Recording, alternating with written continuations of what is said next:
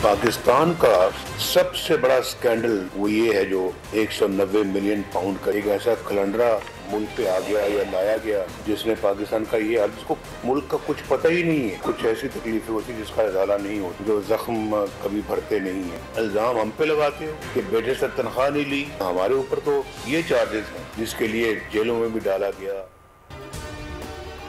सिर्फ हुकूमत नहीं लेंगे, हिसाब भी लेंगे। नवाज शरीफ का दो टोक मौक़िफ़ पार्लिमानी बोर्ड के इजलास से खिताब करते हुए कहा, कई जख्म ऐसे होते हैं जो कभी नहीं भर पाते। हमारे पूरे खानदान को जेलों में डाला गया, झूठे मुकदमात बनाए गए, जिससे मुल्क का नुकसान हुआ। जिन्होंने बोगस मुकदमे बनाए, कोई उनसे पूछेगा? साबिक वज़ीर आज़म ने 190 मिलियन पाउंड को सबसे बड़ा स्कैंडल करार दिया।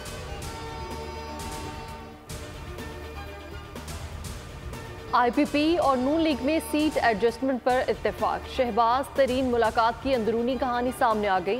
अहम मुलाकात में राना सनाउल्लाह, एयाज सादिक और चौधरी भी शरीक हुए। साहिवाल, लोधरा और रहीम जा खान के हलकों पर सीट एडजस्टमेंट होगी।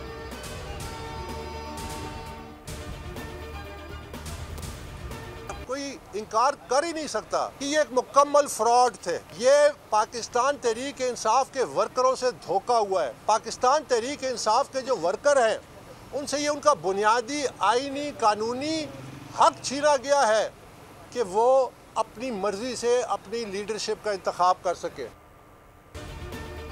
इलेक्शन कमीशन ने पाकिस्तान तहरीक इंसाफ को मुतनाज़ इंट्रा पार्टी इलेक्शन पर नोटिस जारी कर दिए। इलेक्शन दोबारा कराने की अकबर एस बाबर की इस्तदा मुस्तरद। मेंबर इकरामुल्लाह खान ने कहा, इलेक्शन एक्ट का सेक्शन 215 वाज़े है, दोबारा इलेक्शन को भूल जाएं। समात 12 दिसंबर तक मुलतवी। अकबर एस बाबर कहते हैं, वर्कर्स को वोट के हक से महरूम रखा गया, इलेक्शन फ्रॉड थे।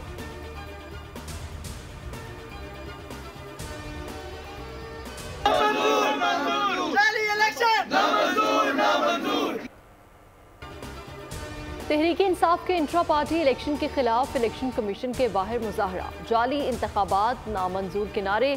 कहा, इलेक्शन की चोरी के खिलाफ एहतजाज जारी रहेगा।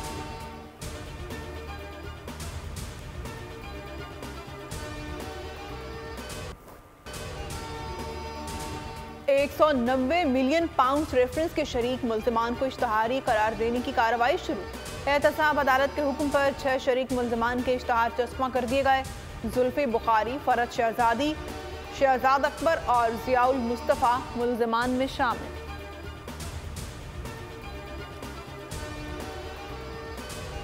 जरूर है स्पेसिफिक थ्रेट किसी लीडर के हवाले से अभी तक मासवाए मौलाना फजल रहमान साहब के हमें रिसीव हुआ है, लेकिन जनरल थ्रेट पब्लिक रैलीज में जरूर है। हम जो रिक्वायरमेंट इलेक्शन कमीशन की होगी पैरामिलिट्री फोर्सेस के हवाले से वी विल प्रोवाइड दैट, और हम मैक्सिमम सिक्योरिटी प्रोवाइड करने की कोशिश करेंगे।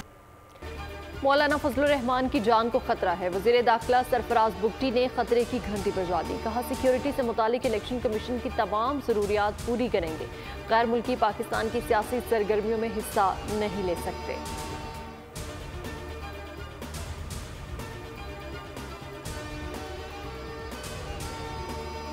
हम किसी को जितवा सकते हैं या कोई हमें हमारी जीत में मुआवन हो सकता है, तो उसके लिए जो है हम तैयार। अब अगर एक आदमी ने कोई जुर्म किया है और उस जुर्म के ऊपर उसको प्रोसिक्यूट किया जा रहा है या उसके खिलाफ कोई मुकदमा दर्ज है, अदालतें मौजूद हैं, सुप्रीम कोर्ट मौजूद है, हाई कोर्ट मौजूद है, इलेक्शन कमीशन मौजूद है, तो उन्हें चाहिए कि वो जाए। दहशतगर्दी के खतरात पहले भी थे, हुकूमत का काम है सिक्योरिटी इक़दाम करना है। राना सनाउल्लाह कहते हैं, इंतखाबी इत्तेहाद किसी से नहीं होगा, सिर्फ सीट एडजस्टमेंट होगी। कहा, किसी के साथ नाइंसाफी हो रही है तो अदालतों से रिलीफ ले।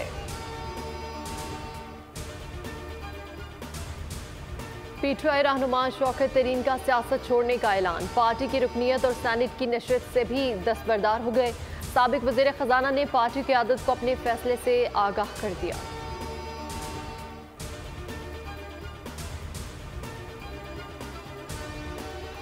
रियासत में एहतसाब और कानून पर अमल का तरीका मौजूद है। मेरिट पर अमल के बगैर मसाइल हल नहीं कर सकते। निगरान वज़ीर आज़म अनवारुल हक काकड़ का कराची में तलबा से खिताब। कहा, मुल्क को दरपेश चैलेंजेस, सिक्योरिटी इदारे दहशतगर्दी के खिलाफ मसरूफ़ अमल हैं।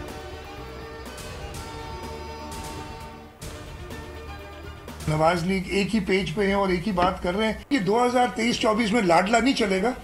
अब 23-24 में अवाम की राय चलेगी और इंशाल्लाह ताला अवाम की राय। हम कहते हैं कि चाहे सीट सांगड़ की हो, चाहे खैरपुर की हो, चाहे ठट्टा की हो, चाहे कराची की हो, अवाम की सीट है, अवाम के वोट है और अवाम पाकिस्तान पीपल्स पार्टी को ही वोट करे। नैब कभी नून लीग के लिए ड्राना ख्वाब हुआ करता था। आज नैब और नून लीग एक पेज पर है। साबिक वजीर आला मुराद अली शाह की प्रेस कॉन्फ्रेंस, कहते हैं कि 2024 इलेक्शन में कोई लाडला नहीं बल्कि आवाम की राय चलेगी। लेवल प्लेइंग फील्ड ना मिलने के बावजूद हम आवाम में जाएंगे।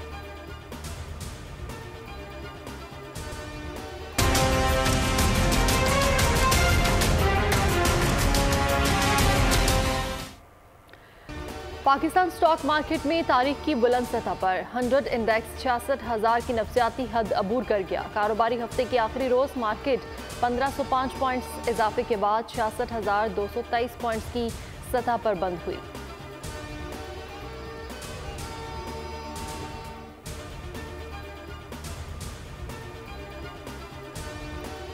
OGDCL की अहम कामयाबी, सिंध में गैस का बड़ा जखीरा दरियाफ्त, 85 लाख क्यूबिक फीट गैस रोजाना हासिल हो सकेगी।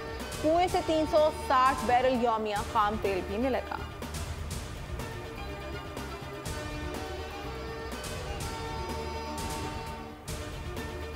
सुई नॉर्दर्न ने पंजाब में CNG स्टेशन के लिए गैस बहाल कर दी। CNG स्टेशन से दरखास्तें भी तलब कर ली गई। CNG एसोसिएशन का स्टेशन के लिए गैस की बहाली का खैर मकदम।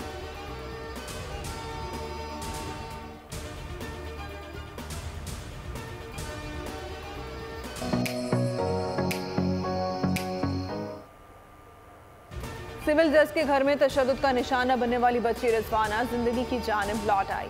चाइल्ड प्रोटेक्शन ब्यूरो में रिजवाना स्कूल जाने लगी। कहती है, नई जिंदगी पाकर बहुत अच्छा लग रहा है।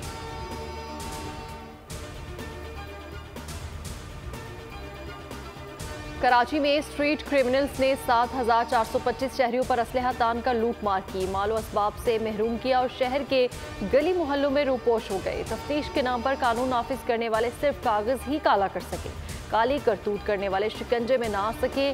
CPLC नवंबर जराइम के अदादोशुमार जारी कर दिए गए।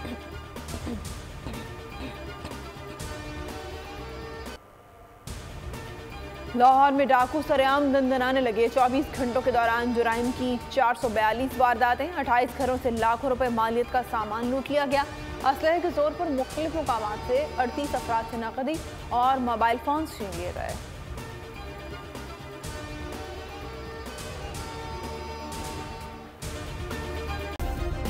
सब्सक्राइब करें और बेल दबाएं ताकि कोई खबर रह न जाए।